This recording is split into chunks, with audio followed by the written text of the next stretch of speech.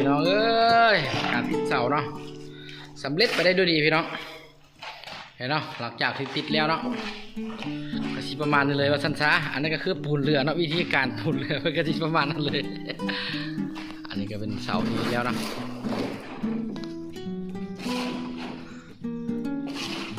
หลังจากติดแล้วพี่น้องเลยเป็นลักษณะเลยเนาะวิธีการติดเสาเนาะกระโหลกในเสาเนาะไปเนาะ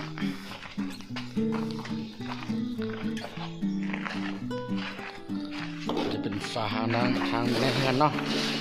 เดี๋ยวพี่น้องจะมารีวิวให้เบิ่งเนาะในหมอกก็ถือว่าสำเร็จเนาะเพดานก็ถือว่าสำเร็จเรียบร้อยพี่น้องเลยจะเป็นลูกต้นดอกไฟเลยเนาะพี่น้องเนาะเลยเนาะเพดานเนาะปูกระโหลกก็ถือว่าแล้วสำเร็จเนาะยังด้านนอกพี่น้องเอ้ยเป็นมุมด้านในเนาะตัวสิ่งพี่น้องนี่จะเป็นห้องน้ำเนาะ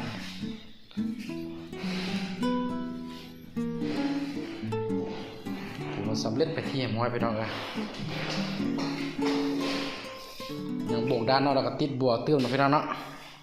ตามไปนำกันเพื่อว่าวิธีการเฮ็ดเนาะระยะเราพี่น้องเนาะจะเป็นช่วงพักเที่ยงแล้วครับว่ามาห้องในกระชิบุมีอย่างไรเดี๋ยวพี่น้องเนาะติดตามคลิปต่อไปคลิปนี้กระชิมีซ้ำนี้ก่อนเนาะ